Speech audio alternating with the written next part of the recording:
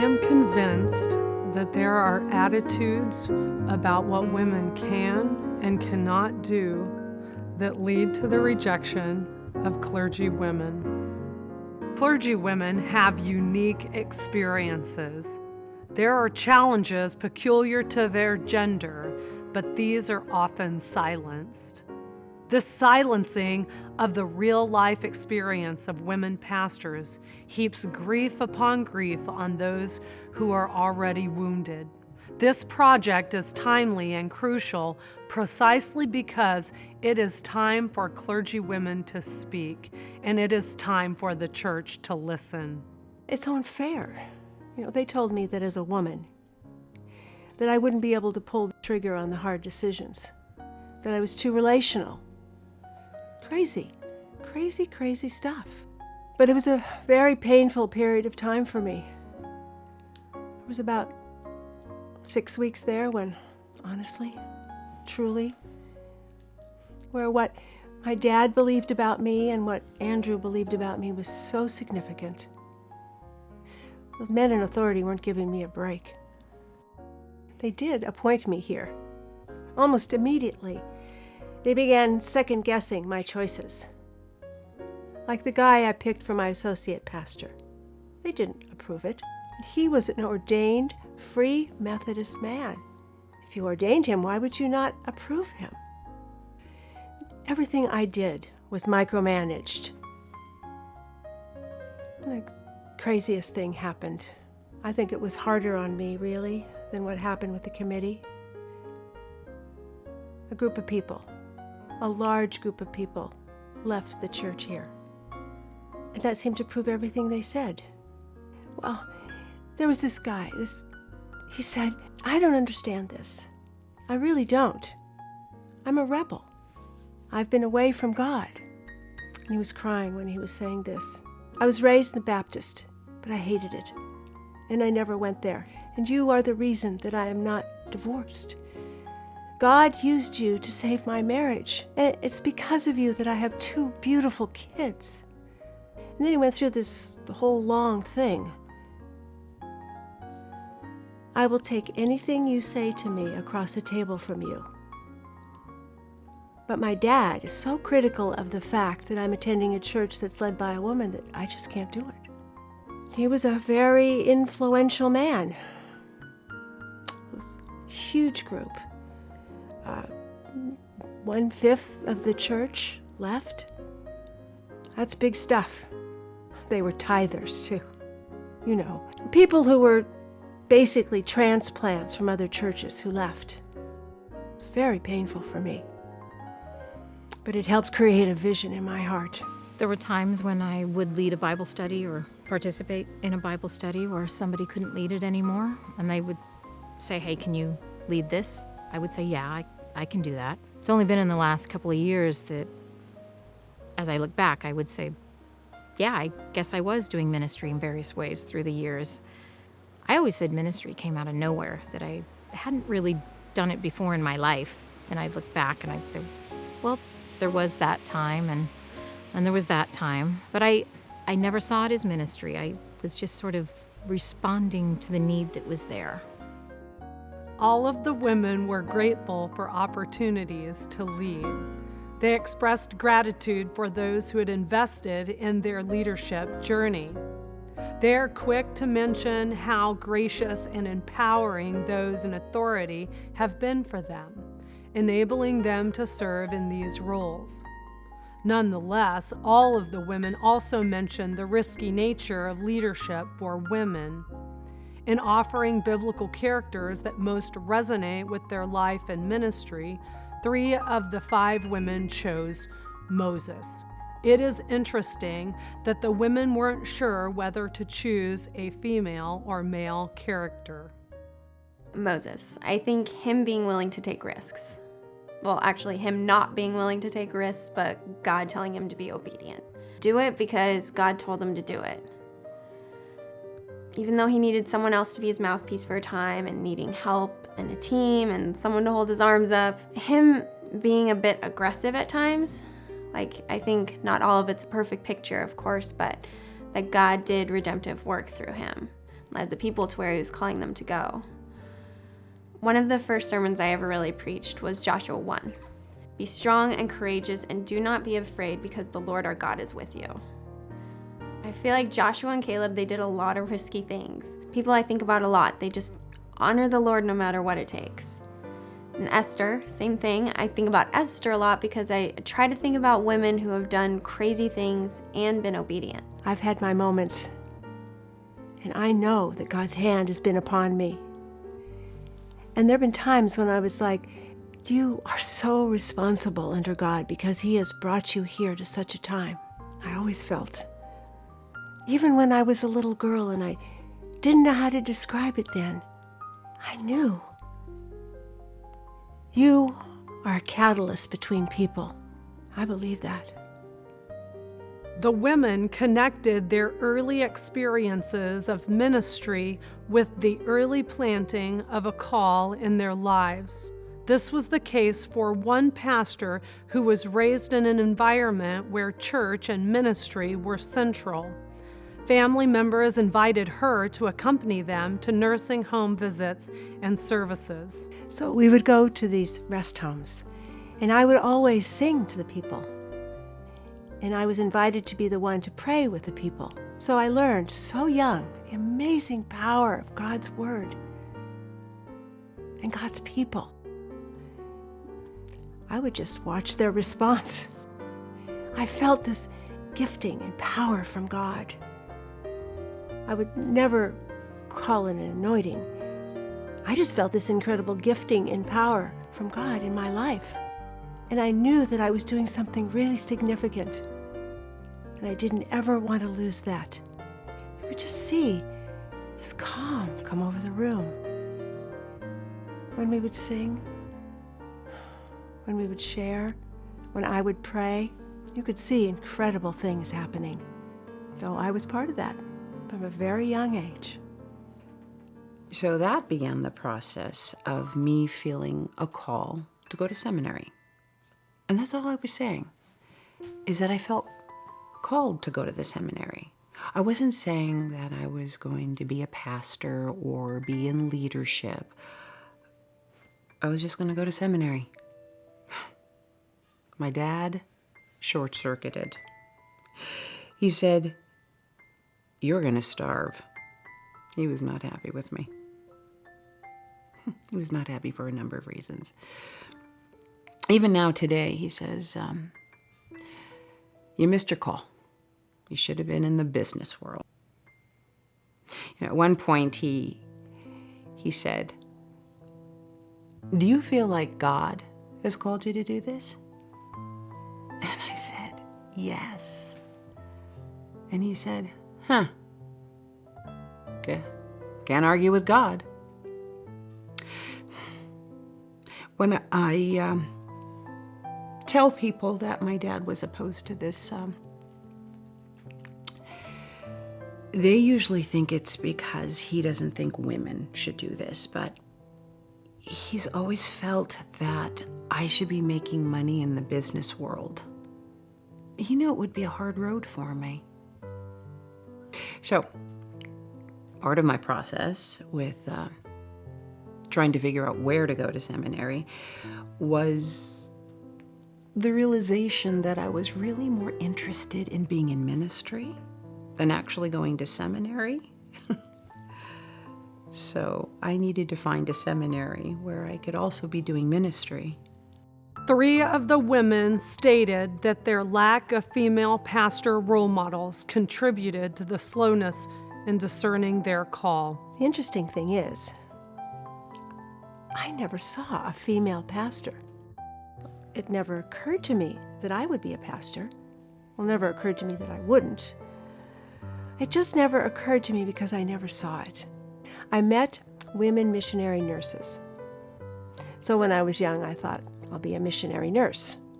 And when I was in high school, I worked in the hospital one summer. I couldn't take it. All that blood. So not me. One pastor stated that she was very slow in owning her call. She had plenty of opportunities to teach and to lead.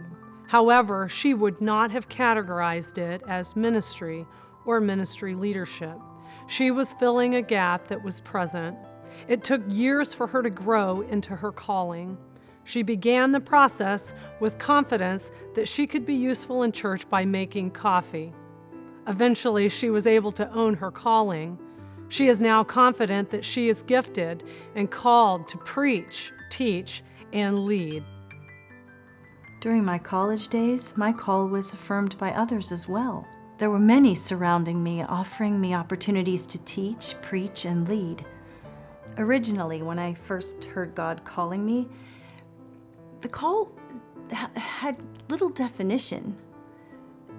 The setting of my original call was at a church conference affiliated with a church tradition that was not at all friendly to the idea of women being in any kind of leadership.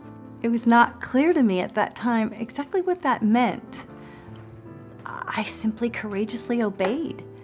Perhaps it was also God's grace that allowed my calling to be so nebulous at that time, to spare me the humiliation of announcing that I was called to be a pastor in the midst of people who were not at all kind to the idea. We were invested in by both youth pastors. It was a husband and wife couple. He was the student ministries pastor, so he oversaw everything, college, high school, middle school, and she was the youth high school, I guess. But they led well together, and I thought it was fabulous. I love seeing them work together. So I saw that modeled, and I thought it was fabulous. There was never a time where one was more or less than the other. They just had different roles and different gifts. They accentuated one another's gifts in our church. So after going on a mission trip, I thought, okay, if I can be crazy like they are and love people like they do, then I want to do that. So I guess that was the beginning of a calling. It was a bit of an influence from them, but it was also me just taking a risk. Like, I want to be a youth pastor. I couldn't figure out what I'd want to do more than that. It was later she discovered she could also lead adults as well. She discovered she had gifts in vision casting, leadership development, and team building. She felt called to help other people discover their own calling. There was a man who stood up during my ordination service. He spoke against my being ordained. I still feel the heaviness of that. I carried a burden because I was the first woman senior pastor in that conference. The significance of it was obvious to her, even though she stated that she only thinks about being a female pastor when it is thrown in her face. She feels like the essence of her call is to be a great leader. She is a catalyst. I've been blessed with opportunity, and several people have told me that if I were a man, I would be leading a church of several thousand. Because I'm a woman, I'm not permitted. There is no law that says that I'm not permitted. I'm just not permitted. Can I use a word that's not very... All right. When a woman is a strong leader, she's called a bitch. And when a man is a strong leader, he's called courageous and noble and all that. But I have always felt, even when I was a little girl and I didn't know how to describe it, that I was called to do this. Bold and risk-taking leadership was evidenced in these stories. Early on in her tenure as senior pastor, there was a mass exodus from the church she pastored. She expressed that this was very painful. The conference doubted her leadership, and she wondered if they would blame her for the people leaving. She led the church through a process of developing a vision. It was clear that the church was healthier after that.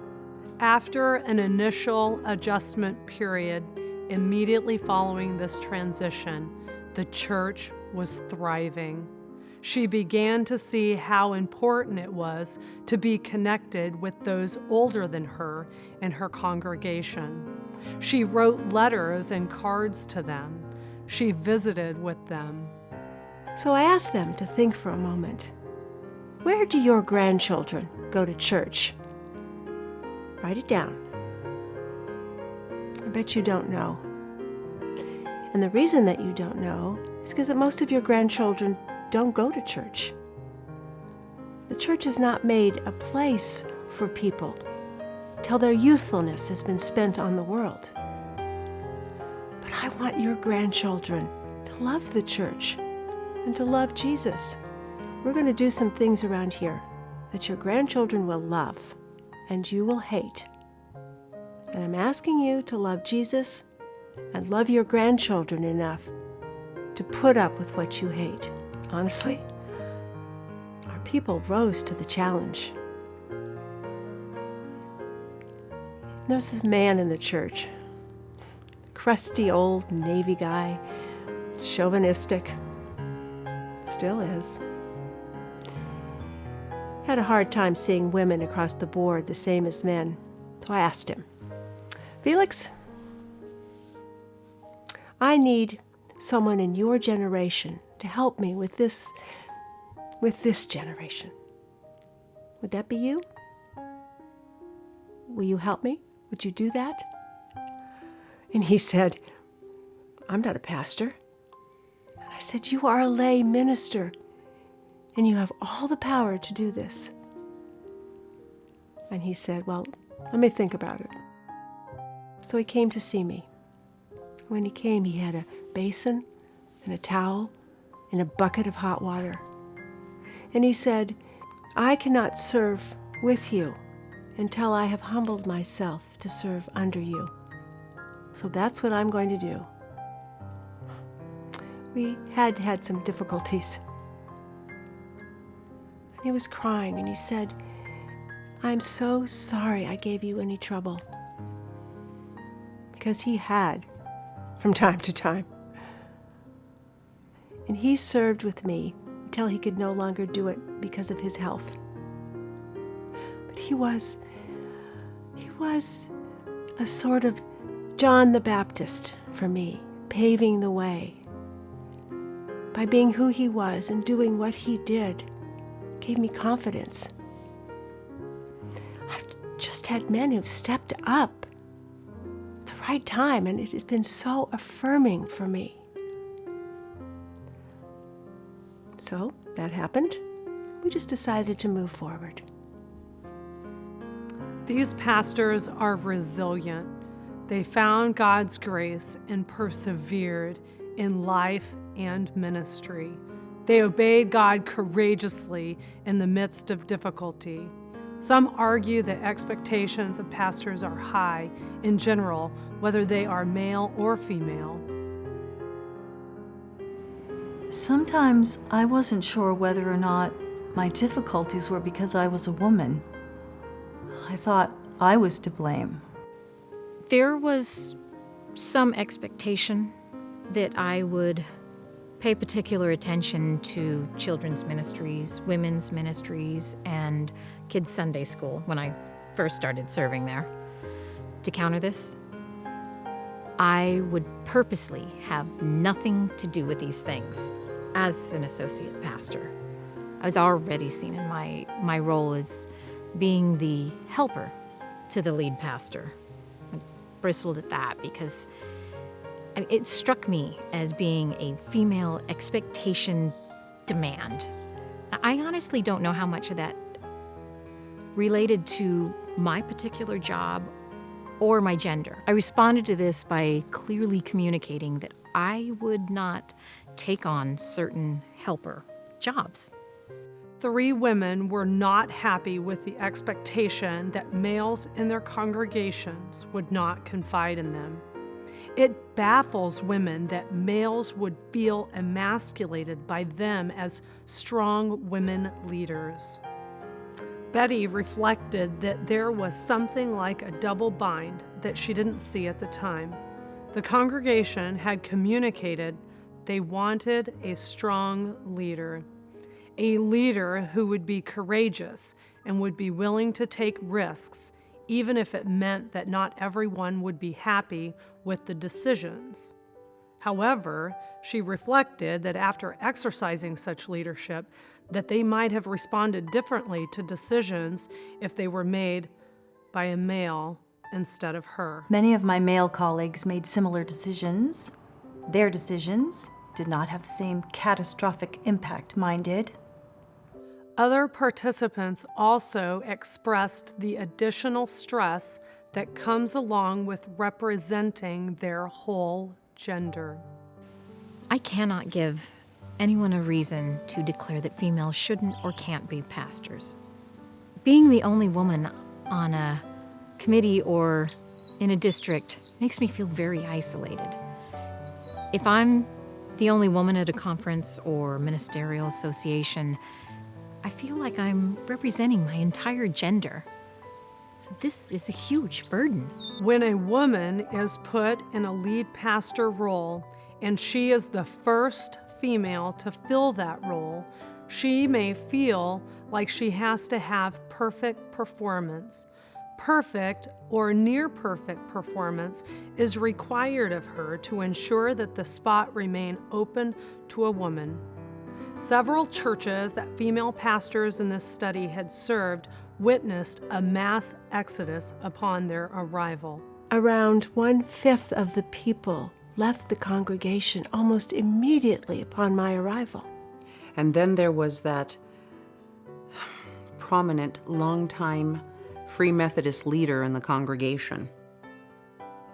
He excused himself every time I filled the pulpit at the church where I eventually became the senior pastor. I was excited to be the pastor. I warned everyone during the processes of my taking this post that there would be some people who would be unhappy and some that would leave. There was this family that had lived and worked here almost a decade. When it was announced that I would be the pastor, the husband made it clear to everyone that he did not agree with it. He decided that he could not remain in his job, community, and church because of his conviction that women could not hold any authority over men. The whole family, 4 kids and everything, just left because of me, and I thought everyone would blame me for that. There is a wealth of life and ministry experience embedded in the stories of the 5 female pastors. An initial assumption regarding the research was that these women had not been asked to share their experiences. This assumption was absolutely true. They faced resistance due to their gender at every level. Sometimes they faced it at the local level, having mass exodus happen briefly after their senior leadership was announced.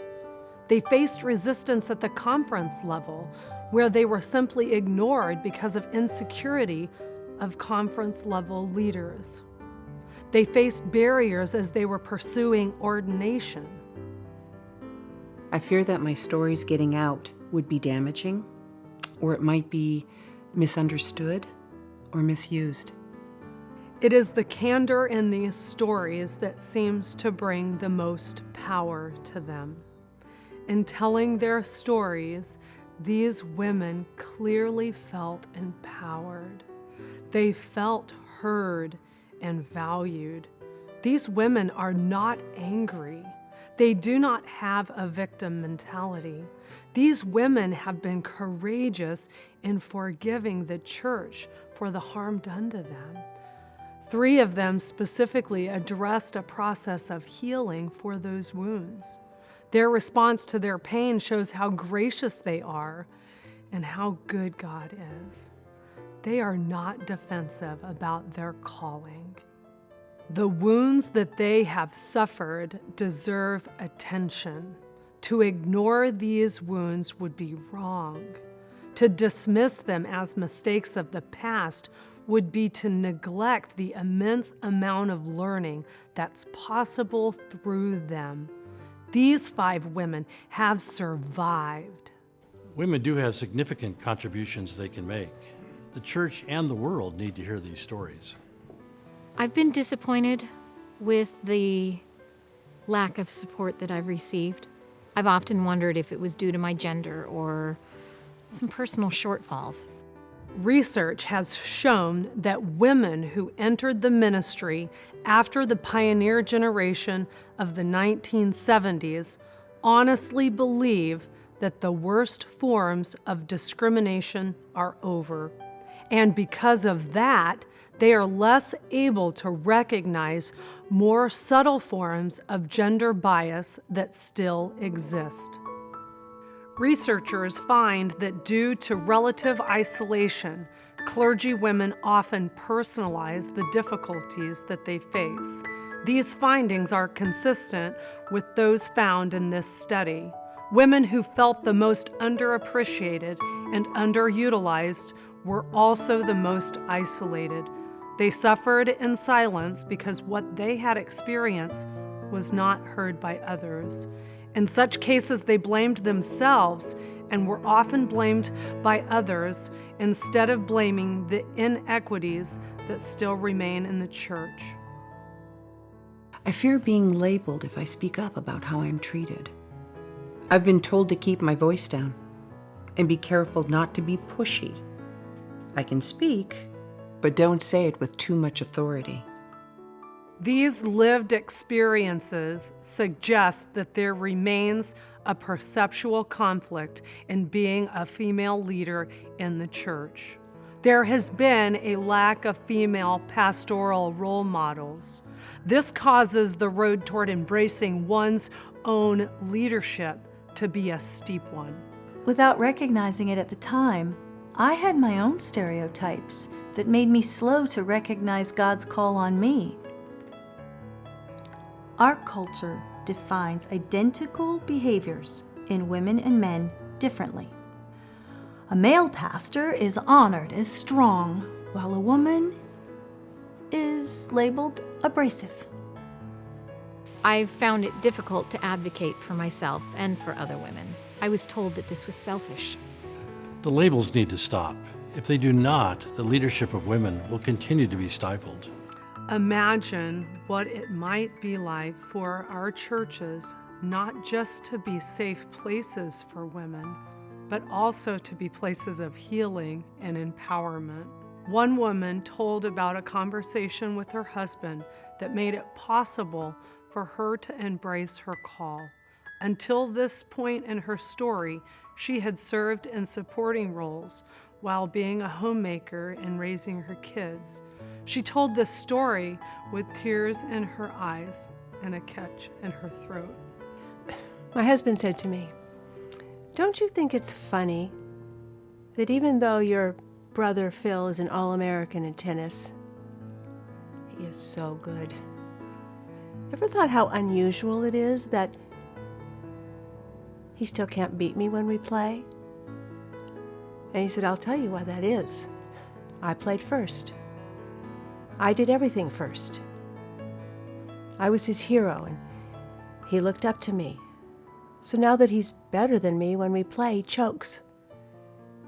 To him, it's disrespectful to outdo me because he loves me." And he said, "Do you know why I'm telling you this story?" And I said, "I think so, but I need you to tell me." He said, "My greatest fear is that you won't do what you are called to do." He said, "I admire your commitment to me so much. There is nothing more beautiful than your desire and willingness to take a back seat to me. But you are the equal to every pastor I know. You're the equal to every pastor in your family. You surpass them in so many ways. I'm just afraid you'll choke. I'm afraid you won't flourish. That you won't achieve what God has put you on this planet to achieve. And you will think that you're doing this because you love me and all the preachers you know, and because you're so loyal to us. But it would be the worst day of my life if I ever discovered that you did that.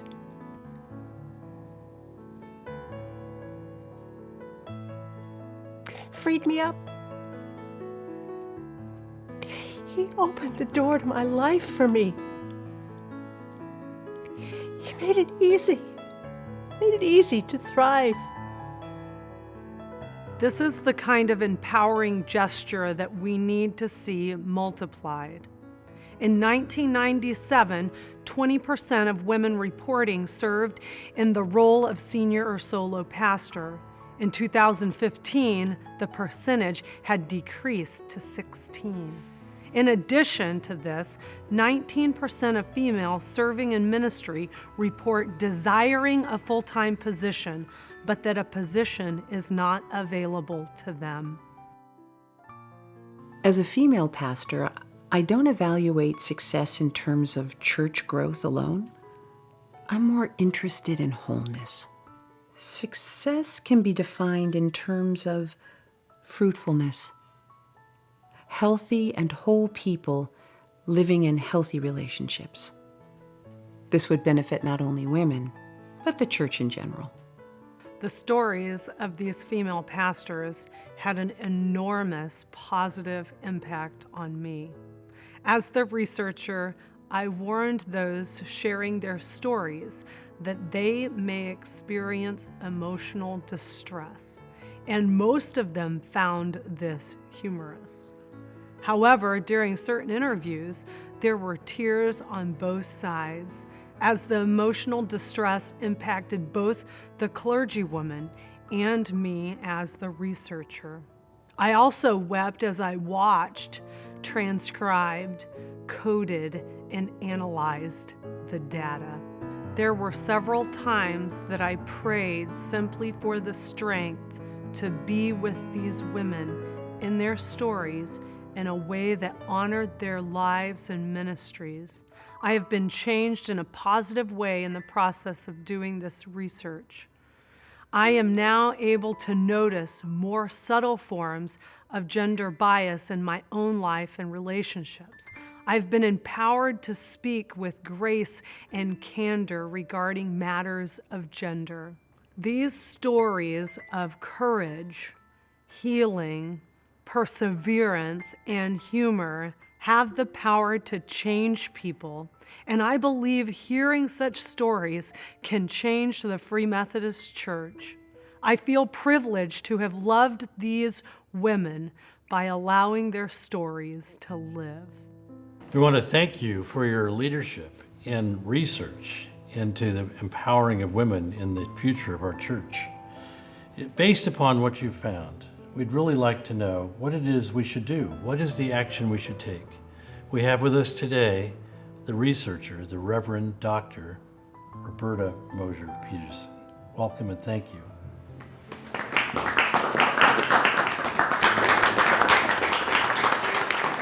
Thank you so much for having me. The church needs to hear these silent stories. There is much to be learned from the lived experience of female pastors. The recommendations that emerge from this research fit into 4 imperatives. Number 1, the church must acknowledge that gender bias remains. Number 2, the church must commit to creating an environment where female pastors can be heard. Number 3, the church needs to aggressively resource female pastors. 4th, and finally, the church needs to intentionally diversify mentorships. Those who have power and privilege would do well to listen to the lived experience of women. After listening, there needs to be an acknowledgement that there is a problem and to confess culpability in it. If leaders do not understand the culpability of those in power within the institution, additional education may be necessary. Institutional change is possible as awareness of the problem increases. awareness and confession alongside humbly listening to those who've been impacted by the injustice in the system can begin the process of change. This leads to the suggestion that intentionality is necessary regarding both formal and informal relationships of networks. Here, the recommendation is that every leader should choose to support or mentor a person who is unlike himself or herself. It is a priority of the church to multiply leaders. This research presents the challenge that it is the default in empowering leaders who are like themselves demographically. Thus, very intentional efforts must be made to call out and equip all who are gifted and called for ministry, especially those who are unlike ourselves. This also brings to the fore an interesting matter of male-female mentor and collegial relationships. Close relationships such as these have long been discouraged because of fears of sexual impropriety. There needs to be intentional training regarding healthy boundaries and ethical practices within such professional relationships. Appropriate and respectful relationships are possible and need to be the goal.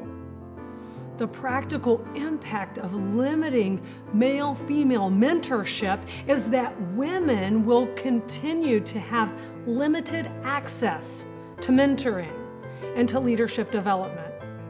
This is not acceptable. At all levels, male-female relationships should model Christ-like love and respect. To settle for less is to diminish men and women and the transformation that is possible in relationships as we enjoy everything it means to be brothers and sisters in Christ.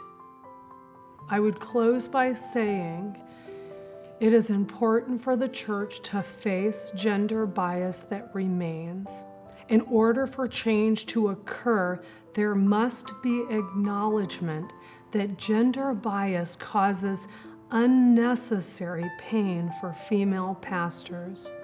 There is a great need to change the environment, to aggressively resource, and to arrange mentorships for women in leadership. It is time for the church to grow into greater faithfulness regarding gender equity.